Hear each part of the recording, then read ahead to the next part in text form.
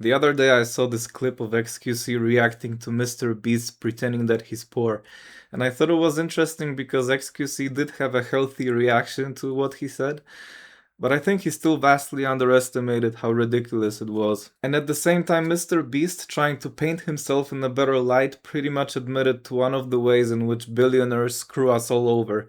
So let's examine it a little bit. It's funny talking about my personal finances because no one ever believes anything I say. So, I mean, because they're like, you're a billionaire. I'm like, that's net worth. I have negative money right now. I'm borrowing money. That's how little money I have. Technically, everyone watching this video has more money than me. And their bank account if you subtract the equity value of my company, which doesn't buy me McDonald's in the morning or whatever. But yeah, why do I choose to keep it that way? It's not, I don't know. I just don't really think of it. I wake up, I just work, and I'm just so busy. Guys, I feel like it's like I think it's like talking to the financially uneducated. Like, you can be borrowing money and doing some shit with his companies or whatever for like tax and whatnot, and have a lot of shit into fucking in assets and whatever, and then buy a lot of stocks. Like, he can turn some of the shit into liquidity anytime that he wants to. Like, it's like if I said, I'm putting, every time I get a paycheck, I buy gold, okay? And I put gold in the room. I got a big stack of fucking gold bars. I go, guys, on paper, I have $20 to my name.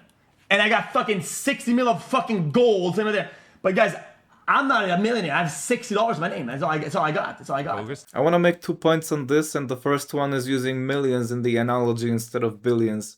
I think it's really crucial to even begin understanding how insane being a billionaire is, and Mr. Beast is one. He apparently has 2.6 billion in net worth as I'm recording this. When we hear millions and billions, we both think rich, as if a millionaire is closer to a billionaire than to a poor person. Now, a billion is 1,000 million, obviously, so someone with a million is basically 1,000 times further away from someone with a billion than from someone with nothing. If you convert this difference to physical distance, let's say, a million is a meter and a billion is a kilometer. So if you start with someone with nothing, if you have a million, it's like you're an arm's length distance from them, like in this spot in Skid Row in LA. While a billionaire is a kilometer away at the US Bank Tower, or 0.6 miles away if it makes more sense to you. And by the way, we've just gotten our first trillionaire, Elon Musk, so in this analogy, while the regular millionaires, people we tend to think of as the wealthy, all basically still hang out around the tents in Skid Row.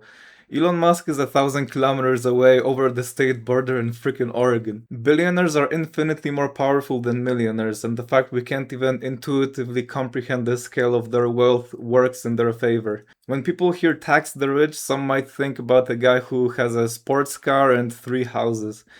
This is wealth that makes sense for people and maybe is achievable through the mythical honest hard work and tons of luck within one lifetime.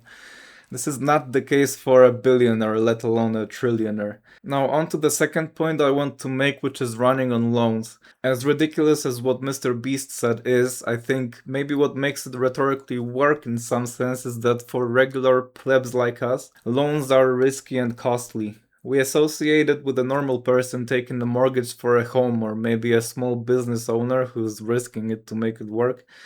This is not the way it works for personal finances of billionaires.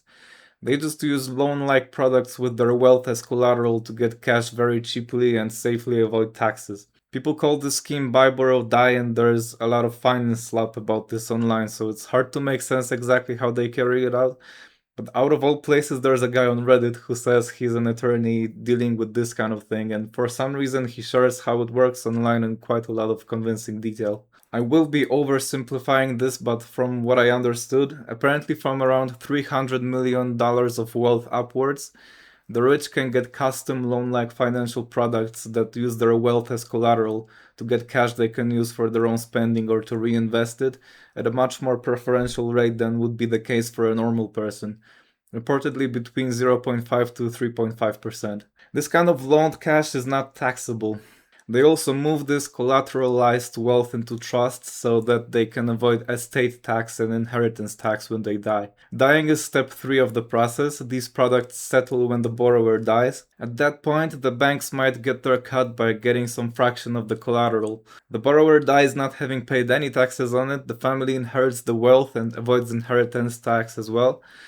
This cycle can continue for generations as we lose trillions that could be used for common good. So yeah, tax brackets are for regular people. Billionaires have their own system where income and other taxes are mostly optional.